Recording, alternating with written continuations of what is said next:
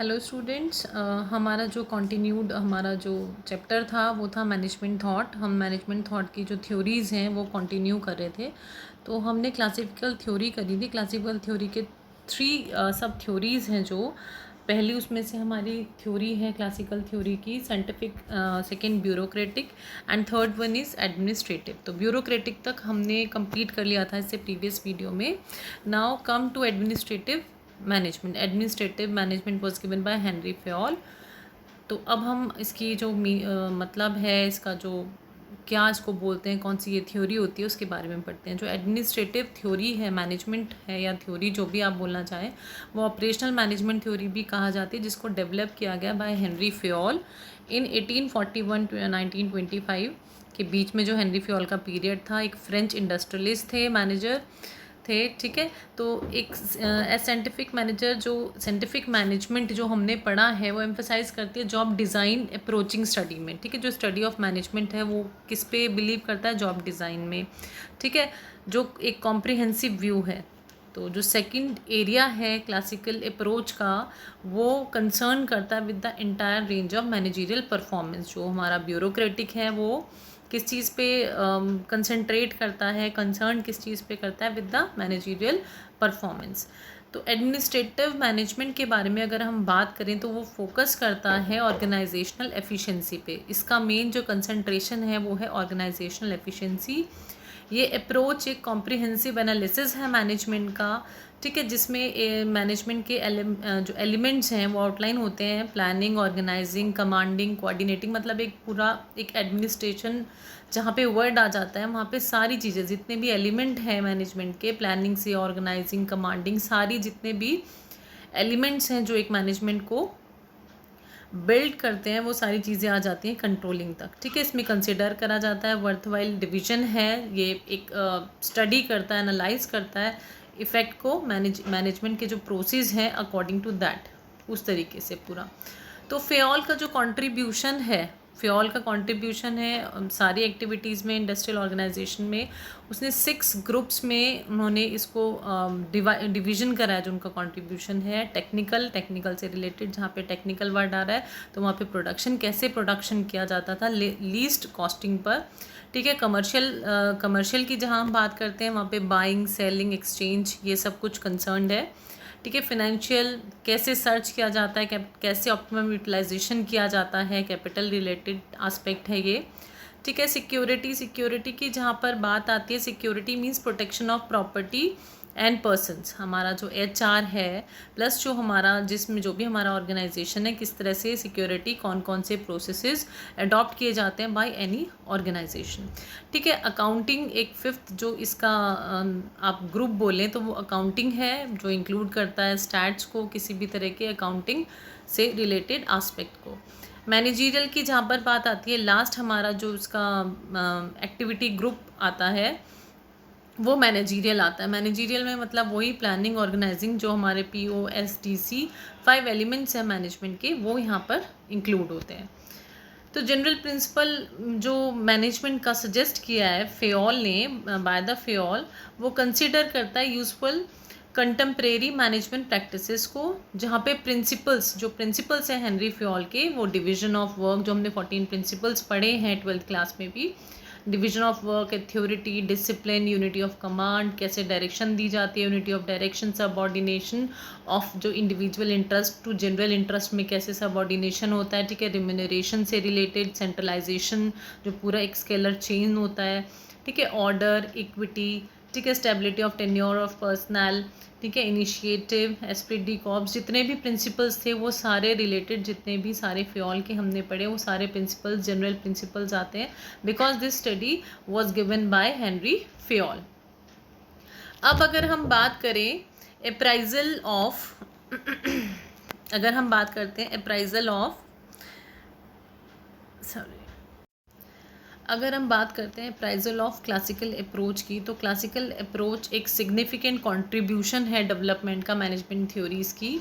उसकी 3 main primary trust जो कि हमने पढ़े क्लासिकल अप्रोच के, हमने 3 सब अप्रोचेस पढ़ी हैं, scientific management, bureaucratic management and administrative theory, जो कि हमने अभी पढ़ी है एडमिनिस्ट्रेटिव थ्योरी हेनरी फेयोल के थ्रू जो दी हुई थ्योरी है। साइंटिफिक मैनेजमेंट फोकस करता है, हमने साइंटिफिक मैनेजमेंट सबसे पहले पढ़ा था, वो किस चीज़ पे फोकस करता है, एम्प्लॉयज़ पे within organization and on wage to improve their productivity, कैसे प्रोडक्टिविटी को बढ़ाया जाए, ठीक है, कैसे हम रेज कर सकते हैं प्रोडक्टिविटी को। साइंटिफिक मैनेजमेंट एक थ्योरी है जहाँ पर ये इम्प्रूव कैसे करा जा सकता है अपनी प्रोडक्टिविटी को, इस चीज़ पे फोकस दिया गया। एडमिनिस्ट्रेटिव थ्योरी फोकस करता है टोटल ऑर्गेनाइजेशन को, पूरी की पूरी ऑर्गेनाइजेशन रिलेटेड चीज़ें, क्योंकि इसमें सारी चीज़ें प्लानिंग से लेकर सारी जितने भी एलिमेंट्स हैं वो सारे होकर चलते हैं।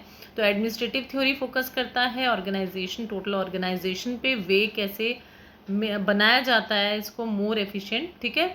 ब्यूरोक्रेटिक मैनेजमेंट है वो फोकस करता है ऑन एलिमिनेटिंग मैनेजरियल जो इनकन्सिस्टेंसीज हैं, that means it emphasis the position rather than person. Bureaucratic क्या है, पोजीशन, एक हायरार्की ज़्यादा वहाँ पर मैटर करती है। ब्यूरोक्रेटिक मैनेजमेंट का हमने पढ़ा था, एक जो लेवल्स हैं मैनेजमेंट के वो उसको ज़्यादा कंसीडर किया जाता है, तो दैट इट मीन्स वहाँ पोजीशन पे ज़्यादा कंसंट्रेशन है rather than persons and organisation, ठीक है। इंडिविजुअल रिलेटेड जो एक हायरार्की वहाँ पे होती है, जो लेवल्स हैं उसके अकॉर्डिंग वर्क को किया जाता है। अब क्लासिकल अप्रोच हाईलाइट करती है universal character of management principles को, एक क्लियर डिस्टिंक्शन, जो एक डिफरेंस है क्लियरली वो ऑपरेटिव एक्टिविटीज़ और मैनेजरियल एक्टिविटीज़ के बीच है, ठीक है। वहाँ पे ऑपरेशन है, यहाँ मैनेजरियल जो मैनेजरियल एक्टिविटीज़ हैं वो आइडेंटिफाई करती है एप्लीकेशन को साइंटिफिक मैनेजमेंट के to the problems of management and highlighted the need for mutual cooperation between employers and employees. तो क्लासिकल अप्रोच क्रिटिसाइज करती है ऑन सेवरल, बहुत सारी चीज़ें जहाँ पे क्रिटिसाइज करती है। The theory is said to be formal, बहुत फॉर्मल थ्योरी इसको कहा गया है। सेकेंडली मोर एप्रोप्रिएट है for stable and simple organisation, जो स्टेबल ऑर्गेनाइजेशंस हैं, ठीक है, जहाँ पे चेंजेस ज़्यादा नहीं होते, और जो टुडेज डायनामिक और कॉम्प्लेक्स ऑर्गेनाइजेशन में ऐसा जो कि मतलब बहुत कम देखने को मिलता है। और एक तीसरी चीज़ हम इसमें कह सकते हैं, it often prescribe the universal procedures that are not appropriate in some setting. जो तीसरी चीज़ इसमें हम बोल सकते हैं कि it often prescribe the universal जो प्रोसीजर्स है जो कि अप्रोप्रिएट नहीं है इन सम सेटिंग्स। तो क्लासिकल अप्रोच की हाईलाइट हमने पढ़ ली, एक यूनिवर्सल करेक्टर है मैनेजमेंट प्रिंसिपल का जो डिफरेंट ऑपरेटिव एक्टिविटीज़ और मैनेजरियल एक्टिविटीज़ को ऑपरेट करने के लिए मतलब कंसीडर करती है, ठीक है। एप्लीकेशंस को, scientific method, problems of management को हाईलाइट नीड, मतलब म्यूचुअल कोऑपरेशन के through between employees and employees इसको किया जाता है, ठीक है। इसके क्रिटिसाइज क्या है, कैसे किया जाता है, वो भी हमने इसमें पढ़ा है। अब हमारी नेक्स्ट जो थ्योरी आती है नंबर 2, फर्स्ट क्लासिकल थ्योरी हमने पढ़ ली, उसके 3 सब पार्ट्स पढ़ लिए हैं। नेक्स्ट आती है हमारी new classical approach new classical approach of management.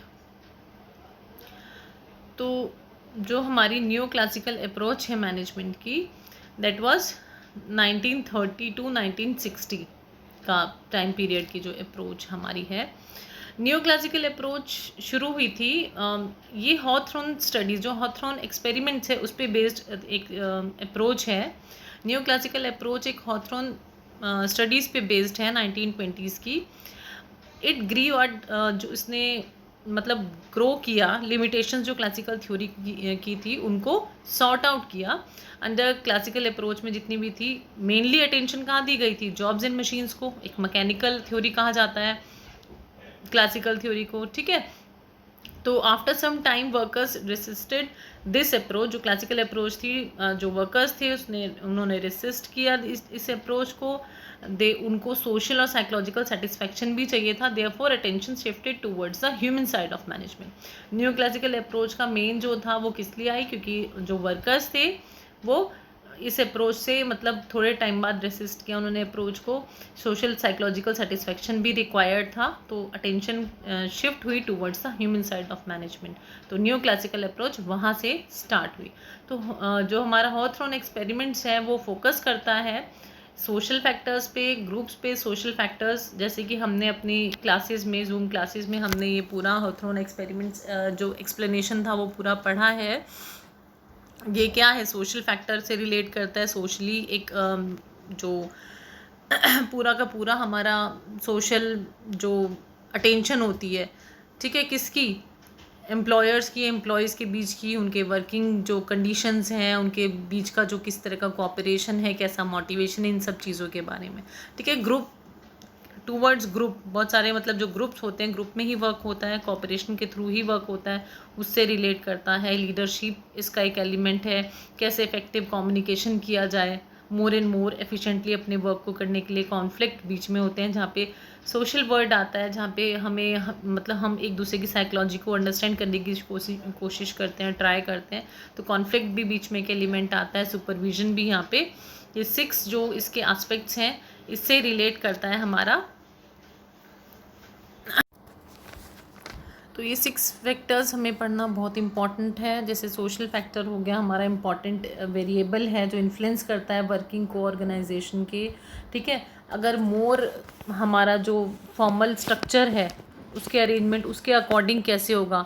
मायो ने ये जो थ्योरी है मायो ने दी थी, तो कैसे एक सोशल सिस्टम, एक सिस्टम जो पूरा का पूरा एक इनफॉर्मल स्टेटस सिस्टम या रिचुअल्स के अकॉर्डिंग या मिक्सचर ऑफ जो लॉजिकल या नॉन लॉजिकल इलॉजिकल बिहेवियर, कैसे एक जो ऑर्गेनाइजेशन है उसमें किस तरह से फैक्टर्स को मैटर किया जाता है। अब ग्रुप की जहाँ पे बात आती है तो to group means to tend, it tends to create groups. कैसे मतलब जो रिएक्ट करते हैं मेंबर्स ग्रुप के, नॉट इन इंडिविजुअल, एक इंडिविजुअल की बात नहीं है, ग्रुप्स की यहाँ पे बात चलती है। तो ग्रुप्स के कैसे रिएक्ट करते हैं, कैसे वर्क करते हैं बिसाइड्स फॉर्मल जो ऑर्गेनाइजेशन है। ठीक है, इनफॉर्मल ऑर्गेनाइजेशन क्या प्ले करती है, कैसा रोल, क्या रोल प्ले करती है। लीडरशिप की जहाँ पे बात आती है तो style of leadership is an important factor, एक बहुत इंपॉर्टेंट फैक्टर होता है इन्फ्लुएंस करने का प्रोडक्टिविटी को, किसी भी ऑर्गेनाइजेशन की प्रोडक्टिविटी को इन्फ्लुएंस करने का। तो मैनेजमेंट ट्राई करता है एक अंडरस्टैंड करने का ह्यूमन बिहेवियर को। ठीक है, तो वो ग्रुप्स के जो लीडरशिप है, लीडरशिप के थ्रू ये वर्क हो सकता है, कैसा मोटिवेशन है, लीड कैसे किया जा रहा है। ठीक है, ग्रुप बिहेवियर को। तो कुछ केसेस में जो एक जो इनफॉर्मल लीडरशिप है वो भी यूज़फुल प्रूव होती है, कुछ में एक थोड़ा सा लीडरशिप को कैसे मतलब किस तरह से कौन सा स्टाइल है जो लीडरशिप का जो अडॉप्ट किया जा रहा है ऑर्गेनाइजेशन में। एक कम्युनिकेशन एक इफेक्टिव कम्युनिकेशन सिस्टम जो है उसको बहुत इंपॉर्टेंस दी जाती है किसी भी ऑर्गेनाइजेशन में। हमने 7 C's पढ़े हैं, तो एक इफेक्टिव कम्युनिकेशन करने के लिए मतलब कैसे सक्सेसफुल क्रिएट होता है इस स्टडी के बारे में यहाँ पे बताया हुआ है। इसके बारे में बताया हुआ है कि किस तरह different course of action direct किए जाते हैं टूवर्ड्स द अचीवमेंट ऑफ, मतलब जो हमारा गोल है उसके लिए हम कैसे किस, अगर हमें डायरेक्शन देनी है, हमें कुछ भी काम करना है, वर्कर्स पार्टिसिपेशन करना है, डिसीजन मेकिंग करनी है, तो बहुत ज़्यादा एक इफेक्टिव कम्युनिकेशन की बहुत ज़्यादा हमें बहुत जो एक कहते हैं ना कि बहुत इंपॉर्टेंट आस्पेक्ट है, तो एक कम्युनिकेशन भी हमारा बहुत इंपॉर्टेंट आस्पेक्ट होता है किसी भी वर्क को करने के लिए। नेक्स्ट आता है कॉन्फ्लिक्ट। तो जनरेशन ऑफ कॉन्फ्लिक्ट्स, ये तो एक बहुत एक ह्यूमन नेचर है, बहुत एक नॉर्मल सी बात है कि जहाँ पर सेवरल जो वर्क हैं वो कंप्लीट किए जा रहे हैं। ठीक है, नेचुरल एक कॉन्सिक्वेंस है ये किसी भी चीज़ को करने का। एक वर्किंग जब एंटरप्राइज में हो रहा है बिटवीन द डिफरेंट जो जनरेशन है वर्क का हो रहा है between the groups and the organisation, तो ये बहुत कॉमन सी बात है कि कॉन्फ्लिक्ट्स क्रिएट होंगे। तो ये भी एक कैसे चेंज होता है, कॉन्फ्लिक्ट होता है, उसके बाद कैसे चेंजेस आते हैं ऑर्गेनाइजेशन के अंदर, ये इस चीज़ की तरफ कंसंट्रेट करता है। Next is supervision. सुपरविजन क्या, क्वालिटी देखी जाती है कि कैसे सुपरवाइज किया जा रहा है, फ्रेंडली, कोऑपरेटिव, इंस्पायरिंग। ठीक है, कैसे सुपरविजन हो रहा है, अचीव कैसे किया जा रहा है, बेटर अटेनमेंट कैसे किया जा रहा है चीज़ों का। तो ये हमारे सारे जितने भी हॉर्नथ्रोन एक्सपेरिमेंट को क्या क्या चीज़ें इंपॉर्टेंट हैं, हमें ये पढ़ना बहुत इंपॉर्टेंट है इसके लिए। तो आज के लिए भी हम ये करते हैं, नेक्स्ट वीडियो में हम इसको कंप्लीट करेंगे।